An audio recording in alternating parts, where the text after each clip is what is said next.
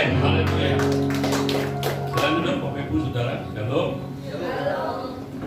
Haleluya. Mari kita sama-sama buka Alkitab kita.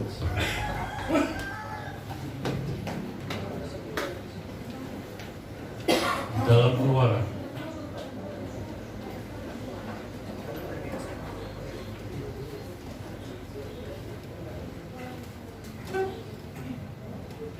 Kitab Keluaran 17, Kitab Keluaran 17 ayat 8 sampai dengan ayat 16. Nanti saya akan baca ayat 8, kemudian Bapak Ibu Saudara ayat 9 sampai seterusnya, dan ayat 16 kita akan baca bersama-sama. Mungkin medianya nggak lagi ngadat ya? Oke, tidak apa-apa. Semua bawa kita.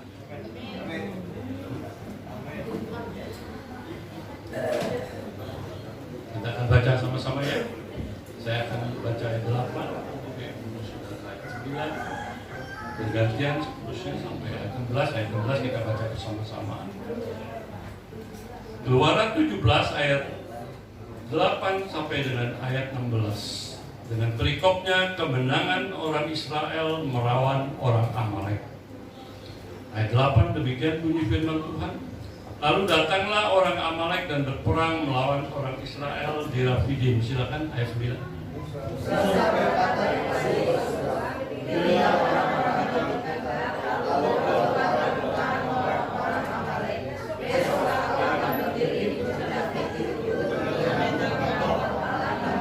Lalu Yosua melakukan seperti yang dikatakan Musa kepadanya dan berperang melawan orang Amalek. Tapi Musa, Harun dan Hur telah naik ke puncak bukit. Terus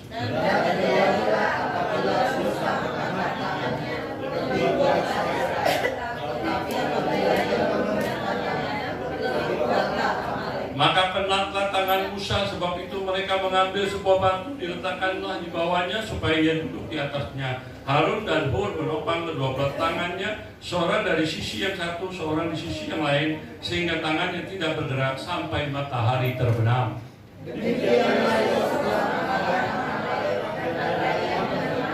Kemudian berfirmanlah Tuhan kepada Musa, tuliskanlah semuanya ini dalam kitab sebagai tanda peringatan, dan ingatkanlah ke telinga Yosua bahwa aku akan menghapuskan sama sekali ingatan kepada Amalek dari kolong langit.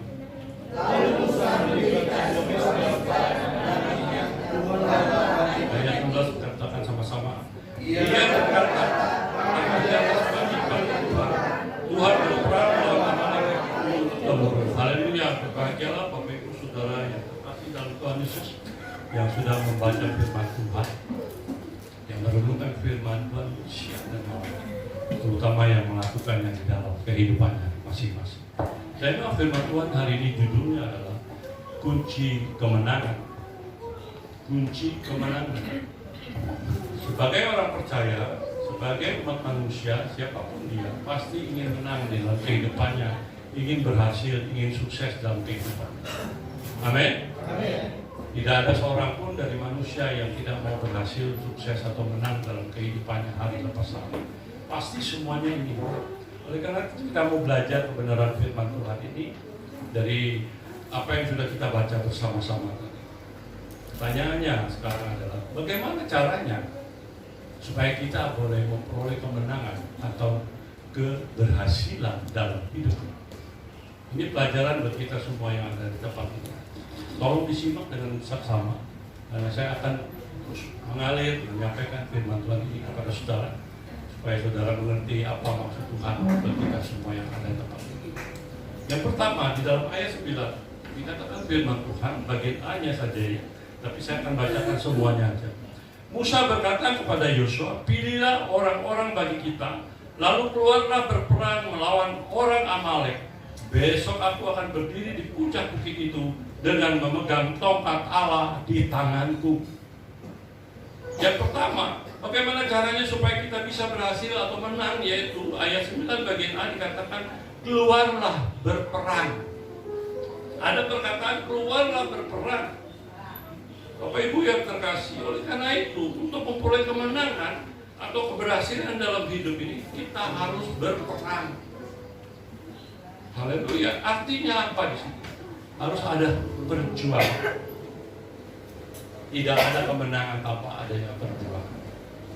Bapak Ibu yang terkasih dalam Tuhan Yesus Kristus, hidup ini adalah perjuangan.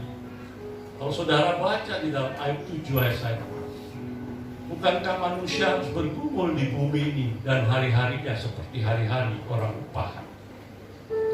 Manusia itu harus bergumul di bumi ini dan hari-harinya seperti hari-hari orang upahan.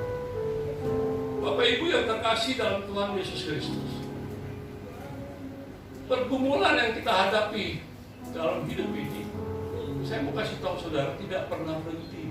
Masalah itu tidak pernah berhenti. Persoalan itu tidak pernah berhenti. Jelas tadi firman Tuhan katakan toh, bukankah manusia harus bergumul di bumi ini? Masalah satu belum selesai, sudah datang lagi yang lain.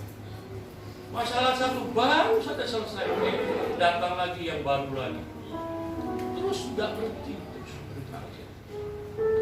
Hidup ini penuh dengan segala masalah. Kalau saudara tidak mau mengalami masalah, maunya enak doang, gitu misalkan, ya udah, nggak mau menghadapi masalah, take out aja. Masalah itu harus kita hadapi. Persoalan apapun yang saudara alami itu harus kita hadapi bersama-sama dengan siapa hadapi. Kita harus menghadapinya bersama-sama dengan siapa? Bersama dengan Tuhan Yesus Kristus. Karena dialah yang sanggup mengatasi persoalan masalah kita. Saya percaya Bapak Ibu Saudara di tempat ini punya masalah masing-masing. Apakah saya sebagai hamba Tuhan tidak punya masalah? Ada juga gitu. Semua punya masalah. Tapi kalau kita menghadapi masalah, mari kita libatkan Tuhan Yesus dalam hidup kita. Libatkan Tuhan Yesus. Mungkin saudara sedang menghadapi masalah pencobaan di dalam hidupmu.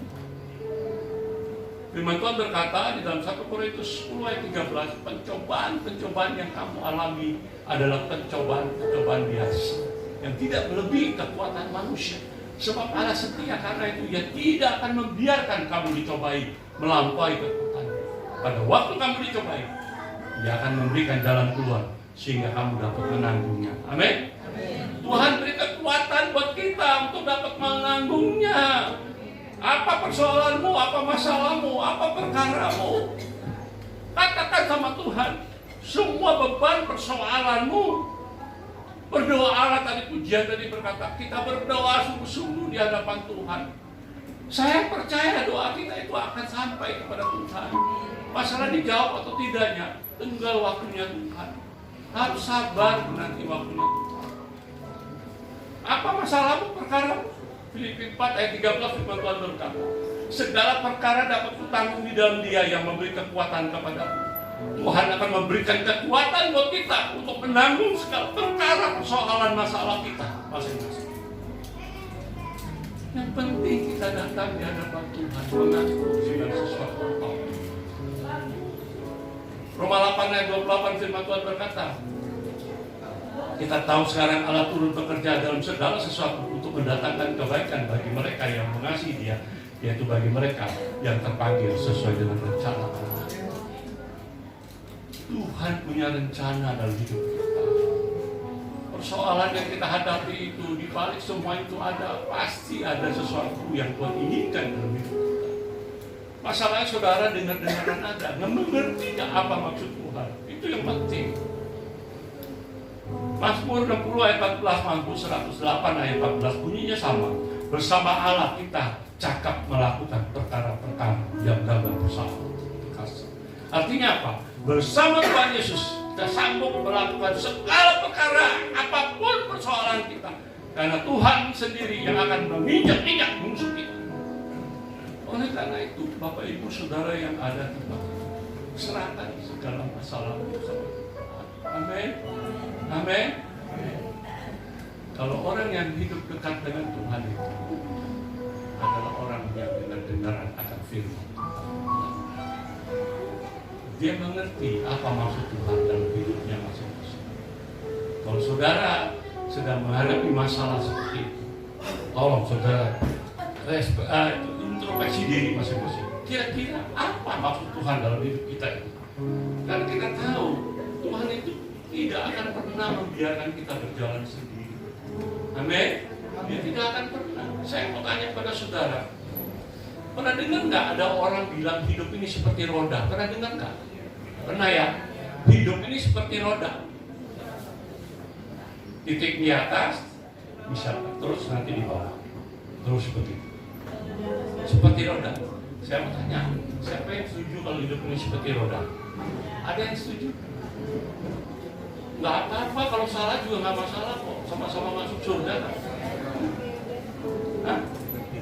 Ada yang setuju? Ada yang nggak setuju? Wah, berarti nggak setuju ya Pak? Ya. Tapi ada gembala gereja yang besar berkata bahwa hidup ini seperti roda. Saya bilang salah itu. Hidup ini bukan seperti roda. Mau di atas, titik di atas, lagi di atas nih, turun ke bawah. Ini atas misalnya lagi banyak duit, sehat walafiat gitu ya. Terus kemudian turun lagi ke bawah, jadi kere, miskin, terus sakit-sakitan, terus lagi terus begitu. Mau enak begitu? Nah, kita nggak mau seperti roda. Firman Tuhan kan berkata dalam Ulangan 28 ayat 14. Aku akan mengangkat engkau menjadi kepala, bukannya menjadi ekor. Engkau tetap naik dan bukannya turun. Artinya apa? Terus kita akan naik. Jadi bukannya seperti roda. Jelas kan? Hidup ini adalah perjuangan tadi. Kembali lagi saya katakan tadi firman Tuhan tadi. Oleh karena itu Bapak Ibu yang ada di tempat ini, apapun yang terjadi dalam hidup kita, apapun yang menjadi persoalan kita, mari kita hadapi sama-sama dengan Tuhan Yesus. Dan saya percaya kalau saudara lakukan semuanya bersama-sama dengan Tuhan Yesus Kristus, maka Tuhan akan memberikan kemenangan buat kita. Amin. Jadi saya ingatkan kembali pada kita, tidak ada kemenangan tanpa berperang, tanpa adanya perjuangan. Tidak ada kemenangan. Kita naikkan pujian ini. Ku menang bersama Yesus Tuhan. Ku menang di dalam Yesus. Ku menang atas segala sesuatu. Haleluya, haleluya, ku menang. Haleluya, dia bangkit. Haleluya, dia naik. Haleluya, dia naik. Roh Kudus turun. Ku menang di dalam Yesus Tuhan. Ku menang di dalam Yesus Tuhan. Ku menang atas segala setan. Haleluya, haleluya, ku menang. Haleluya, dia bangkit. Haleluya, dia hidup. Haleluya, dia bangkit. Roh Kudus turun. Haleluya. Bapak Ibu yang terkasih dalam Tuhan Yesus. Saya ulangi sekali lagi. Tidak ada kemenangan tanpa adanya perang. Bangsa kita Indonesia merdeka tahun 1945 berperang melawan penjajah Belanda. Walaupun dengan senjata seadanya. Itulah kita harus senantiasa hadapi segala masalah. Yang kedua, ayat 9 bagian B-nya, saya akan baca kembali seluruh dari ayat ini. Ya. Musa berkata kepada Yosua, pilihlah orang-orang bagi kita, lalu keluarlah berperang melawan orang Amalek. Besok aku akan berdiri di puncak bukit itu dengan memegang tongkat Allah di tanganku. Memegang tongkat Allah di tangan. Artinya tongkat Allah ini berbicara tentang apa? Firman Tuhan. Haleluya. Tongkat Allah ini berbicara firman Tuhan. Ya. Kalau Tuhan sudah berjanji, pasti Tuhan akan menggenapi. Amin. Ya. Firman Tuhan itu ya dan amin. Haleluya. Oleh karena itu Bapak Ibu Saudara jangan ragu akan firman Tuhan. Percaya dengan sungguh-sungguh akan firman Tuhan. Siapa yang percaya akan firman Tuhan? Angkat tanganmu. Saya yakin dan percaya tidak ada seorang pun yang tidak percaya firman Tuhan. Pasti semuanya percaya akan firman Tuhan. Kalau memang saudara percaya firman Tuhan, berarti saudara sering baca firman Tuhan dong. Amin. Amin. Harus banyak baca firman Tuhan. Kalau saudara tidak mau percaya firman Tuhan, kalau nggak baca firman Tuhan, dari mana saudara bisa mengerti, bisa tahu apa maksud Tuhan dalam hidup kita masing-masing? Kita harus banyak baca firman Tuhan. Siapa yang sudah baca firman Tuhan dari Kejadian sampai Wahyu selesai? Berapa kali? Ada 2 kali, 3 kali? 2 kali? Lebih dari itu? Bagus, puji Tuhan. Banyak baca firman Tuhan. Ya. Firman Tuhan berkata di 2 Timotius 3 ayat 16, segala tulisan yang diilhamkan Allah memang bermanfaat untuk mengajar, untuk menyatakan kesalahan, untuk memperbaiki kelakuan, dan mendidik orang dalam kebenaran. Di situ di dalam Alkitab itu semuanya ada. Tinggal saudara baca saja. Dari Kejadian sampai Wahyu, saya harap semua jemaat yang ada di GGP bahkan tua Curug ini semuanya sudah baca firman Tuhan sampai selesai. Sekali nggak apa-apa, 2 kali, 3 kali, seterusnya lebih baik lagi. Ada seorang hamba Tuhan yang saya kenal baik, saudara orang ini. Waktu itu waktu saya dengar khotbahnya sekitar tahun 95, itu dia baca firman Tuhan itu sudah 65 kali. Bayangkan aja, 65 kali. Saya sudah praktekkan baca firman Tuhan itu kalau 1 hari 1 pasal, 1 hari 1 pasal. Ternyata 2 tahun 8 bulan baru selesai. Jadi kalau saudara mau baca lebih cepat, berarti baca ayat pasalnya lebih banyak lagi. Kalau 4 pasal 1 hari, berarti 8 bulan selesai. Ini hamba Tuhan ini sudah almarhum sekarang, seorang dokter. Dia baca tahun 95 itu 65 kali. Dia meninggal pada tahun 20 sekian. Bayangkan berapa banyak yang dia sudah baca. Oleh karena itu sekali lagi saya ingatkan kepada jemaat yang ada tempat ini, banyak baca firman Tuhan. Amin. Amin. Amin. Kalau baca firman Tuhan itu gimana supaya bisa meresap dalam diri kita, bisa masuk? Gimana caranya? Baca firman Tuhan itu bagaimana caranya supaya meresap dalam diri kita gitu. Orang kalau baca firman Tuhan pertama kan biasanya di dalam hati kan, nggak ada keluar, suaranya nggak ada keluar, nggak keluar sama sekali suara. Baca supaya melekat dalam hati, kita harus keluarkan dengan pakai suara. Harus keluar pakai suara. Dengan suara. Ini semua saya praktekkan. Makanya saya minta pada saudara semua yang ada tempat ini, kalau saudara banyak baca firman Tuhan, otomatis saudara bisa tahu dan bisa hafal firman Tuhan. Yang penting perbanyak baca dengan suara. Misalkan contohnya ya, Mazmur 1 ayat 1-3. Berbahagialah orang yang tidak berjalan menurut nasihat orang fasik, yang tidak berdiri di jalan orang berdosa, yang tidak duduk dalam kumpulan pencemooh, tetapi kesukaan adalah Taurat Tuhan, yang merenungkan Taurat itu siang dan malam. Ia akan seperti pohon yang ditanam di tepi aliran air, yang menghasilkan buahnya pada musimnya, dan yang tidak lanjut daunnya. Apa saja yang diperbuatnya berhasil. Saya perhatikan di sini jemaat kalau ngikutin ngomong itu selalu yang terakhirnya aja disebutnya berhasil. Jadi karena kok ngomong dari jauh juga dilihatin. Jadi yang cuma tahunya berhasilnya tak gitu. Bacanya nggak semua, itu cuma berhasilnya yang dia baca. Tapi saya percaya di sini semua baca. Amin. Jadi yang pertama dalam hati, kemudian keluar suara. Keluar suara itu tadi saya praktekkan tadi. Yang ketiga dengan apa? Bacanya yang cepat. Ingat nggak waktu kita masih sekolah, kalau kita pelajaran sejarah atau apa gitu, kita bacanya cepat benar kan, supaya apa? Masuk dalam pikiran kita, masuk ke dalam otak gitu. Bener tak? Saya mau tanya, bener dulu nggak nih? Kalau nggak bener, saya tak mau terusin. Bener nggak? Kan betul tuh, dia masih sekolah, ngapalin, cepat-cepat gitu, bacanya cepat-cepat supaya masuk ke dalam.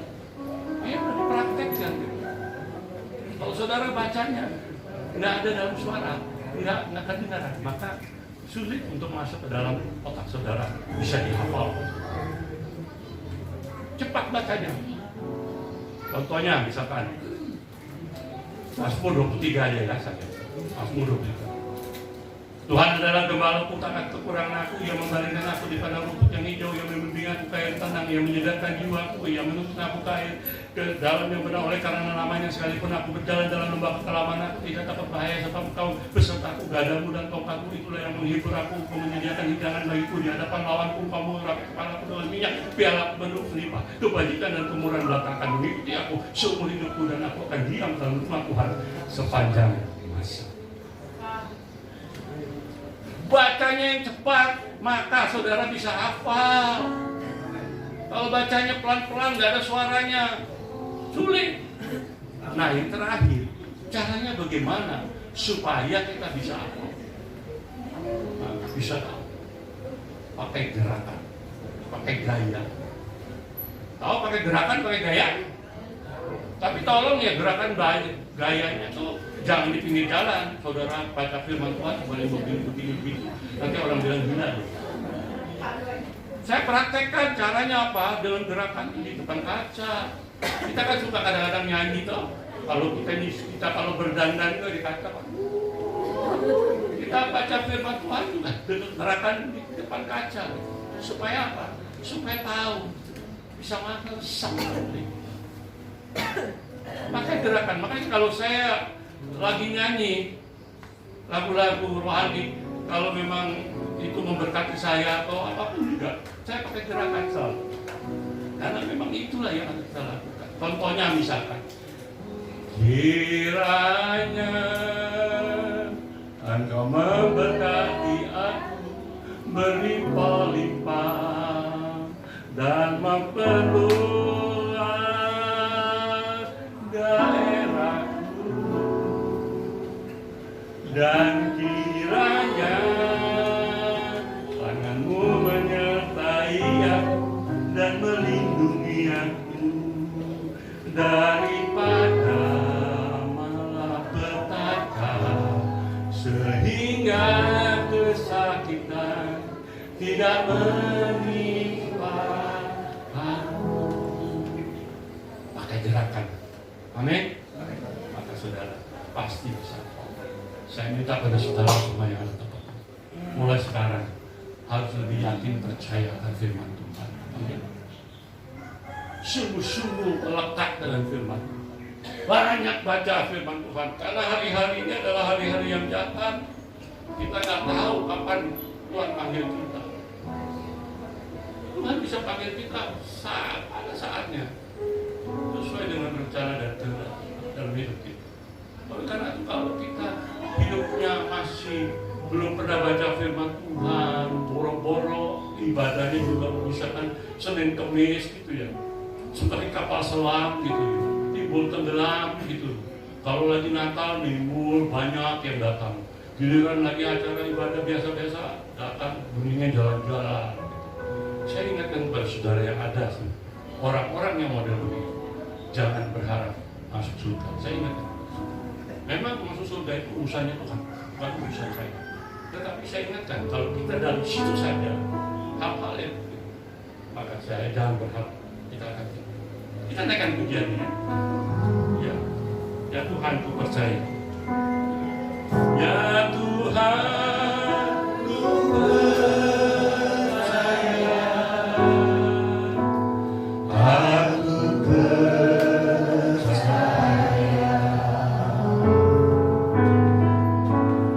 Lewati lebahan mata, aku percaya.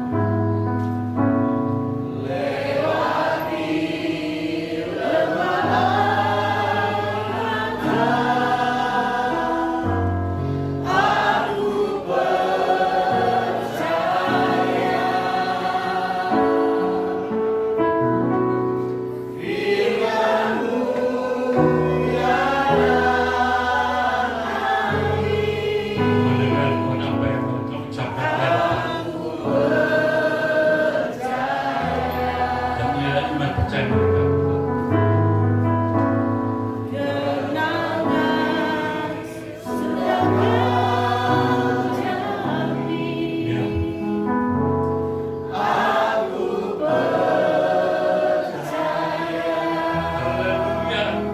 Jadi untuk memperoleh kemenangan itu kita harus percaya sungguh-sungguh. Amin. Yang ketiga ayat 11 saya akan bacakan.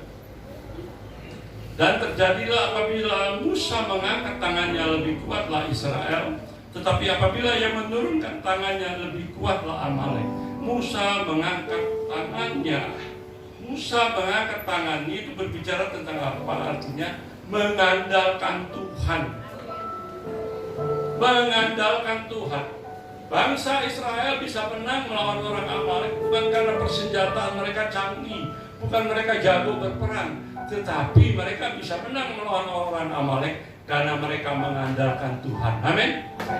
Mengandalkan Tuhan. Oleh karena itu Bapak Ibu Saudara yang terkasih, kita harus mengandalkan Tuhan dalam hidup ini.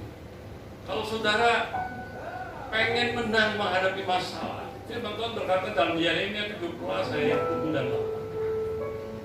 Diberkatilah orang yang mengandalkan kepada Tuhan, yang menaruh harapannya kepada Tuhan.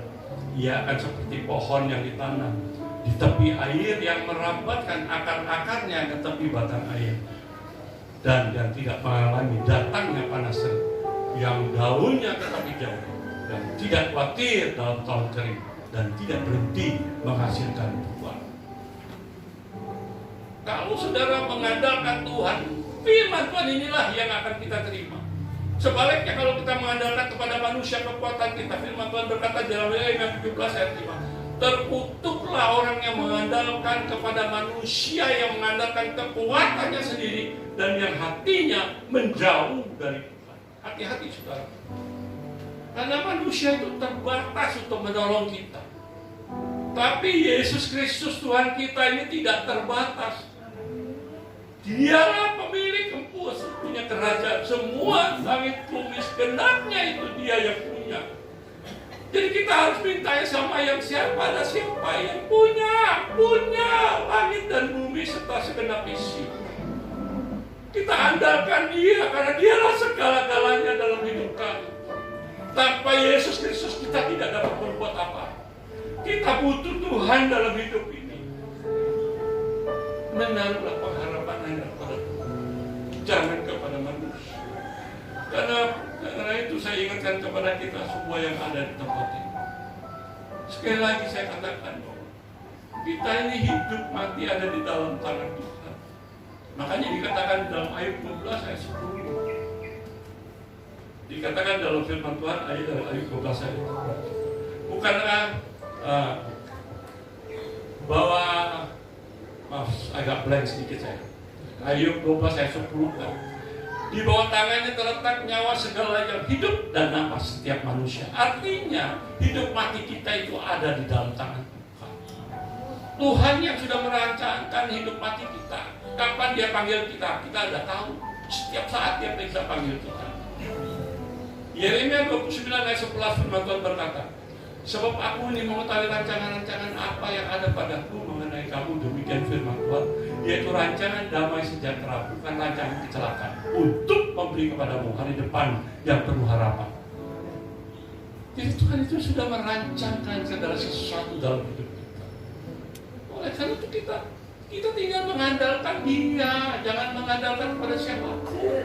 Andalkan Dia, karena Dialah segala-galanya dalam hidup kita. Amin. Karena Allah yang kita sembah dalam Yesus Kristus itu Allah yang hidup, Allah yang nyata, Allah yang sanggup menyatakan dirinya bagi orang yang percaya dan menaruh pengharapan hanya kepada Tuhan. Itu menaruh pengharapan. Andalkan. Oleh karena itu Bapak Ibu Saudara yang ada di tempat, orang yang mengandalkan Tuhan itu orang yang hidupnya dekat dengan Tuhan. Yakobus 4 ayat 8 firman Tuhan berkata, berdekatlah kepada Allah maka Ia akan mendekat kepadamu. Hidup dekat, tempel. Tuhan memberikan perumpamaan mani. Dia adalah pokok anggur. Yohanes 15 ayat 5. Akulah pokok anggur dan kamulah ranting-rantingnya. barang siapa tinggal dalam aku dan aku dalam dia, ia berbuah banyak. Firman Tuhan yang bagian terakhir dikatakan, sebab di luar aku, kamu tidak dapat berbuat apa-apa. Kita harus depan. Makanya kita diumpamakan oleh Tuhan kita itu sebagai ranting. Dan Tuhan itu adalah pokoknya, itu batangnya kita nempel, ranting itu kita nempel, kita melekat dengan pokoknya, maka kita akan berhasil berbuah. Tetapi kalau kita tidak menempel dengan pokok anggur itu, ranting itu tidak nempel dengan pokok anggur kita, artinya jauh dari Tuhan. Firman Tuhan berkata, di luar kamu tidak dapat berbuat apa-apa. Kita harus sadar akan hal itu. Kita mau senantiasa hidup dekat dengan Tuhan. Amin. Kalau saudara sungguh-sungguh mengandalkan Tuhan, berarti saudara itu harus menuruti apa yang Tuhan perintahkan kepada saudara. Yohanes 14 ayat 15, jikalau kamu mengasihi aku, kamu menuruti segala perintahku. Segala perintah Tuhan kita turuti. Kalau saudara mengasihi Tuhan, bukti orang yang mengasihi Tuhan itu adalah menuruti apapun yang dikatakan Tuhan, ikut terus. Maka kalau kita menurut perintah Tuhan, dikatakan dalam Yesaya 48 ayat 18, sekiranya engkau memperhatikan perintah-perintahku, maka damai sejahteramu akan seperti sungai yang tidak pernah kering, dan kebahagiaanmu akan terus berlimpah seperti gelombang-gelombang laut yang tidak pernah berhenti. Saudara bayangkan, mau andalkan Tuhan? Siapa yang mau mengandalkan Tuhan? Kita naikkan pujian. Satu-satunya yang kuandalkan. Naikkan pujian dengan satu-satunya yang percaya. Engkau sumber kekuatan, sumber pengharapan, sumber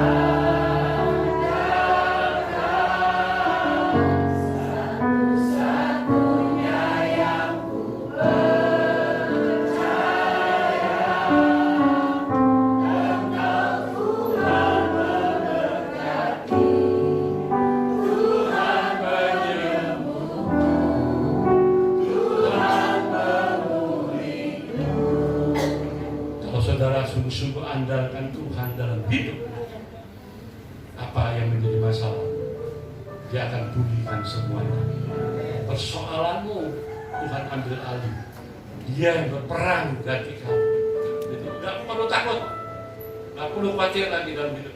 Percaya, andalkan Tuhan. Yang keempat, ayat 12 dikatakan firman Tuhan, maka benarkan tangan Musa, sebab itu mereka mengambil sebuah batu, diletakkanlah di bawahnya, supaya duduk di atasnya. Harun menopang kedua belah tangan. Haleluya, Bapak Ibu Saudara yang terkasih. Harun dan Hur menopang kedua belah tangannya. Itu berbicara tentang apa? Itu adalah berbicara tentang kerjasama yang baik. Dalam kehidupan rumah tangga, antara suami dan istri itu harus sungguh-sungguh menjadi pasangan hidup yang sungguh-sungguh harmonis, saling mendukung, saling mensupport, saling mendoakan, saling mengasihi. Dalam pekerjaan begitu juga, antara atasan dengan bawahan itu selalu ada komunikasi yang baik, ada kerjasama yang baik. Seorang atasan kalau nggak ada bagian-bagian yang lainnya di bawahnya, itu semua perusahaan itu belum tentu bisa jalan. Ada seorang direktur, ada manajer, ada bagian keuangan, ada accounting, ada marketing, macam-macam. Itu harus ada kerjasama yang baik sehingga perusahaan itu dapat berjalan dengan baik. Di dalam gereja juga sama. Antara majelis dengan majelis itu harus kerjasama yang baik, ada kesatuan, jangan saling menjatuhkan, jangan saling iri. Gereja ini sedang membangun, ya, dengan iman sudah pasang tiang. Saudara percaya bangunan akan selesai dalam waktu singkat? Amin. Oleh karena itu kita sebagai orang-orang yang ada di tempat ini, jemaat yang ada di tempat ini, kita harus sama-sama mendukung semua pembangunan ini. Amin. Amin. Kalau kapan selesainya? Mau berharap dari orang lain? Tuhan nanti buka jalan.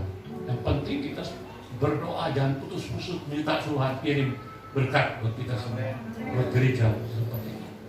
Harus ada gitu.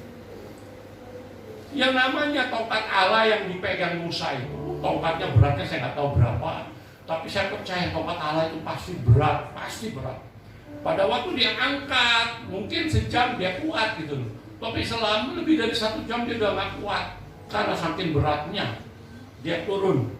Oleh karena itu kalau dia turun berarti yang menang Amalek, tapi kalau waktu dia naik ke atas berarti yang menang orang Israel. Oh, betul ya? Firman Tuhan yang berkata, bukan saya. Tapi yang namanya Musa lama-lama dia jadi penat, capek gitu loh. Supaya nggak capek, Harun dan Hur mengambil batu, taruh di bawahnya, terus kemudian disuruh Musa duduk, terus tongkat Allah dinaikin ke atas. Mereka menopang tongkat Allah, tangannya Musa, Hur sebelah kiri dan Harun sebelah kanan. Topang terus hingga tongkat Allah itu terus di atas sampai matahari terbenam. Firman Tuhan kata, sehingga apa? Israel menang melawan orang Amalek. Bapak Ibu yang terkasih dalam Tuhan Yesus Kristus, sekali lagi saya ingatkan, kerjasama yang baik itu antara kita itu harus terus. Tidak boleh saling dengki, saling iri, saling gesek-gesekan. Kita ini pelayan Tuhan, bukannya orang-orang sekuler, orang-orang duniawi. Orang duniawi aja belum tentu begitu. Kalau di kantor saya dulu kalau ada intrik-intrik udah mulai gesek-gesekan, saya pecat langsung, nggak mati, ampun saya. Orangnya paling nggak bisa melihat yang aneh-aneh di depan mata saya. Kamu masih mau kerja sama yang baik dengan teman-teman, sama-sama. Tidak ada yang hebat, tidak ada yang semuanya itu kerja sama. Maka perusahaan akan maju. Saya teringat di dalam Markus 2 ayat 1 sampai 5, itu kan diceritakan ada seorang lumpuh yang digotong oleh 4 orang, digotong 4 orang, ya, untuk dibawakan kepada Yesus karena Yesus pada waktu itu lagi mengajar di salah satu rumah. Tapi waktu mereka sampai di tempat itu, terlalu banyak orang sehingga mereka tidak bisa membawa orang lumpuh itu di hadapan Yesus. Akhirnya mereka naik ke atas, mereka buka atap. Mereka buka atap, terus kemudian mereka menurunkan tilam. Nah, ayat 4-nya waktu dikatakan mereka menurunkan tilam. Saya mau tanya, menurunkan tilamnya itu ada yang komandoin nggak? Saya mau tanya. Hah? Kalau ini mas, satu di sini, satu di situ, 4 kan? Ada 4 orang kan? Waktu dituruninnya, ada yang komando nggak? Ada. Inilah bentuk kerjasama yang baik. Kalau dia yang nurunnya misalkan nih di belah sini turun duluan, yang kanan belum turun, bisa-bisa orang itu jatuh di hadapan Yesus. Tapi karena ada kerjasama yang baik, maka waktu nurunnya bersama-sama pasti 1, 2, 3. 1, 2, 3. 1, 2, 3. Turunnya pelan-pelan, ada komandonya. Itulah bentuk kerjasama. Oleh sekali lagi saya ingatkan pada kita semua, kalau saudara mau menerima pengemenangan, kita harus ada kerjasama yang baik. Jangan mau dewi. Amin. Yang terakhir, kita lihat ayatnya. Yang terakhir, ayat 15-16. Lalu Musa mendirikan sebuah mezbah dan menamainya Tuhanlah panji-panjiku. Dia berkata, tangan di atas panji-panji Tuhan. Tuhan berperang melawan Amalek. Dikatakan mendirikan sebuah mezbah. Mendirikan sebuah mezbah itu berbicara tentang apa? Ada ucapan syukur.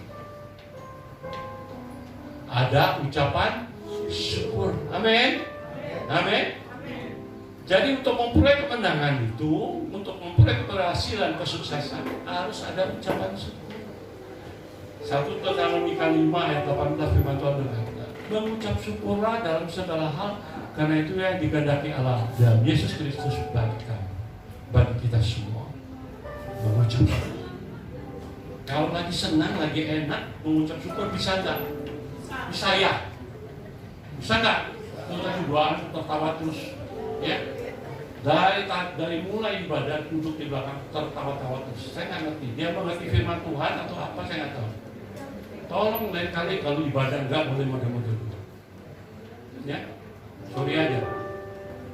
Saya bukannya mau marah, tapi memang udah kebangetan dari tadi saya lihat ini tengah-tengah berduaan pengen HP. Makanya saya bilang ya, tolonglah kalau di gereja itu jangan pakai HP, bawa Alkitab. Kalau HP kalau di-on-in otomatis itu klik pasti dibuka. Udahnya main game lagi, sebaring dengan firman Tuhan main game. Saya heran. Ada yang kalau boleh ya bacanya nggak masalah sih. Tolong kalau udah ini dia off aja di silent.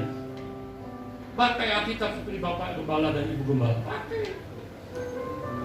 Saya dimanapun pakai Alkitab. Saya nggak mau pakai handphone dan itu. Apa saya nggak pernah canggih? Enggak. Bukan bicara canggih nggak canggih, tapi jadi saya marah ini terus terang aja. Lama-lama kalau ngeliatin model begitu yang ibadah, saya paling nggak suka gitu. Saya pernah di salah satu gereja itu suami istri tengah duduknya nggak jauh, main HP terus. Saya bingung. Dia bacanya pakai HP sih nggak apa-apa sih. Ya namanya udah modern ya, nggak masalah. Terus saya bilang, mulai sekarang ibu bapak, saya tunjuk orang ibu bapak, mulai sekarang kalau ke gereja bawa Alkitabnya. Nggak tahu siapa mereka. Mereka dia bersaksi ke depan pada waktu selesai ibadah. Saya kan nggak tahu, orang saya baru datang-datang udah ngomong-ngomong Pak Hendro. Langsung dia bersaksi suaminya. Mulai pulang dari gereja ini, saya langsung ke toko Immanuel beli Alkitab. Terima kasih Pak Pendeta sudah mengingatkan saya. Saya dalam majelis gereja di tempat ini. Pendetanya waktu lagi makan, terus lagi duduk saya makan sama istri saya, dia nyamperin saya. Pak Hendrawan, puji Tuhan ya Pak, terima kasih ya. Bapak sudah mengingatkan jemaat saya. Dari beberapa bulan ini saya selalu punya pikiran untuk menyampaikan itu seperti apa yang Bapak katakan tadi. Tapi belum dalam hatiku, dalam hati saya nih. Kamu gak berani aja ngomongnya. Gak berani. Jadi tolonglah. Kalau yang bawa Alkitab biasanya yang udah tua itu bawa Alkitab. Ya. Tapi yang muda-muda bawa handphone. Tapi tidak apa-apa, saya bilang tolong tapi hargai. Saudara sedang beribadah, bukan lagi main-main, bukan nonton bioskop, bukan nonton sesuatu, tapi ibadah. Kalau saudara bandel-bandel model begitu nanti, saya kasih tahu saudara, nanti saudara akan menghadapi masalahnya. Apa mau menghadapi masalah yang berat? Kan nggak mau. Oleh karena kemana? Saya ingatkan kepada kita yang bagian terakhir. Sekali lagi saya minta maaf kalau saya salah ngomong, Pak Gembala. Nggak diundang juga nggak apa-apa saya. Ya benar, nggak diundang di sini lagi juga nggak apa-apa buat saya. Orang emang pelayanan cuma di sini doang. Di mana-mana pelayanan udah ngantri kok. Undang di rumah saya, undang. Sobat saya yang paling baik. Dia selalu menganggap saya bapak rohaninya. Jadi artinya apa? Dia sangat dekat dengan saya. Sampai-sampai panggil saya nggak berani bapak, panggil om, saking dekatnya om. Panggil om. Saya jadi ingat Gus Dur kalau ngomong tuh, Gus Dur kalau ngomong kan begitu tuh. Orang yang hidup dekatnya, orang agama mana yang hidup dekat dengan Tuhan? Paling dekat ya orang agama mana? Kalau orang Konghucu, orang Buddha, akhirnya kan gitu, maksudnya begitu loh. Kalau orang seberang, kalau manggil, kalau dekat sama itu pakai apa? Bicara sama Tuhan itu pakai apa? Wah. Makanya saudara tinggal sebelah orang kedar itu pusing dengerin itu. Jam 4 dia sudah bangunin kita. Tapi kalau kita hubungannya dekat dengan Tuhan, Gus Dur bilang apa? Orang Kristen itu paling dekat hubungannya dengan Tuhan. Panggilnya apa? Bapak. Makanya panggil dekat. Dia nggak berani panggil saya bapak karena dia tahu. Panggilnya om.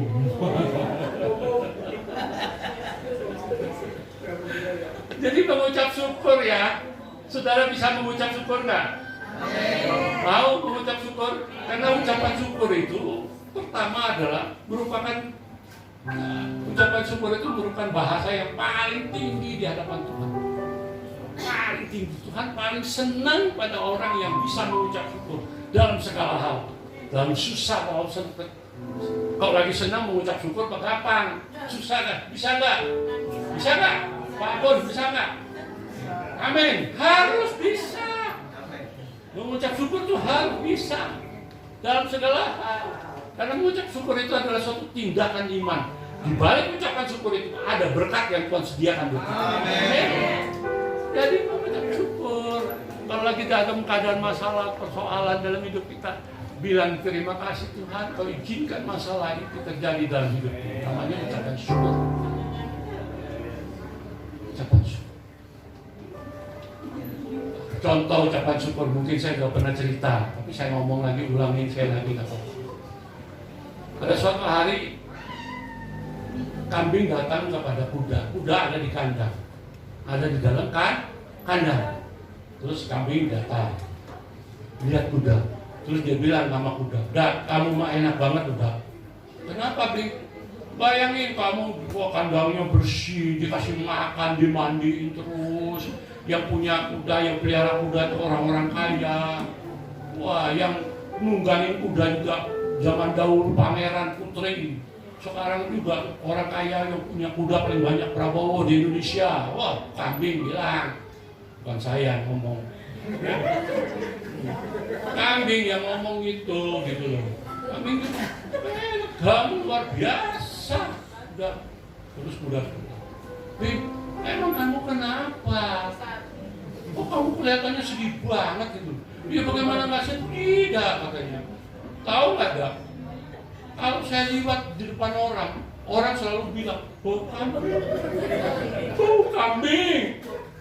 Selalu ngomongnya begitu. Kalau nonton bioskop zaman dulu, kalau kita nonton Misbar ya, yang paling murah itu apa? Misbar ya. Kan kalau 17 Agustusan di lapangan kita nonton kan, Misbar langsung gerimis hujan bubar gitu langsung kan begitu tau.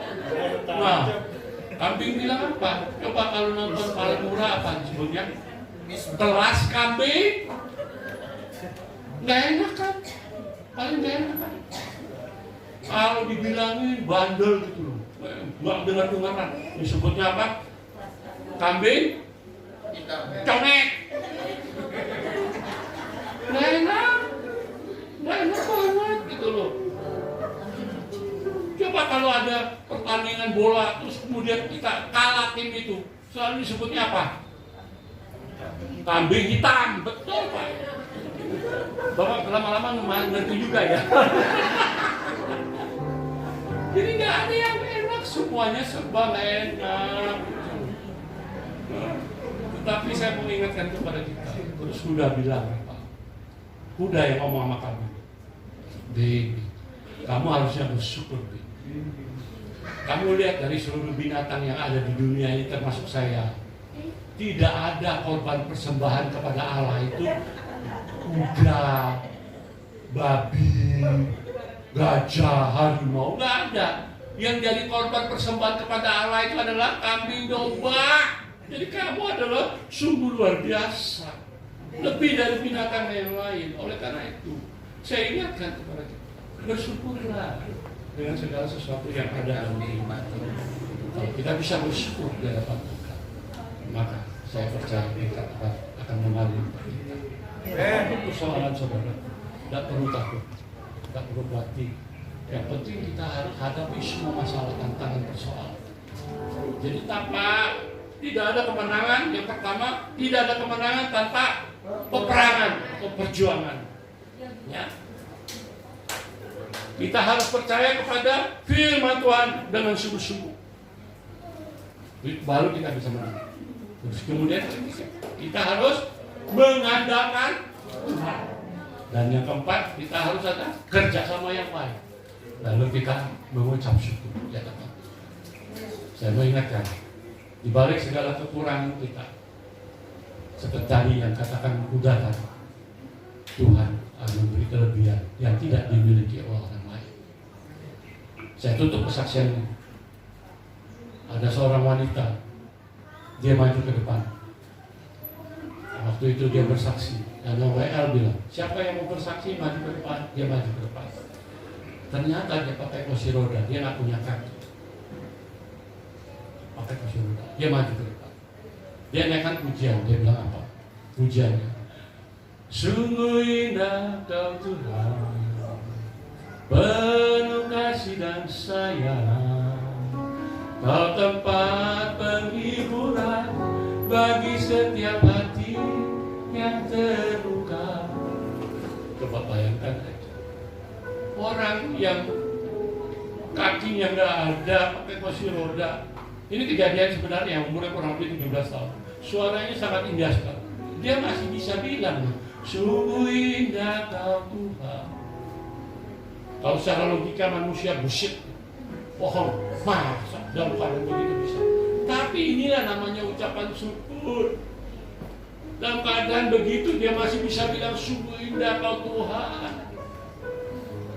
Bagaimana dengan kita semua? Adakah ucapan syukur dalam diri kita? Saya yakin dan percaya kalau ada itu, semua masalah persoalan Tuhan akan berikan kemenangan. Oleh karena itu, sekali lagi, bagaimana caranya untuk kita boleh menang? Yang pertama harus ada apa? Perjuangan, harus ada peperangan. Yang kedua, harus ada apa? Percaya firman Tuhan. Yang ketiga, harus mengandalkan Tuhan. Yang keempat, harus ada kerjasama yang baik. Dan yang kelima, harus ada ucapan syukur. Maka percaya, saudara, beri kemuliaan Tuhan.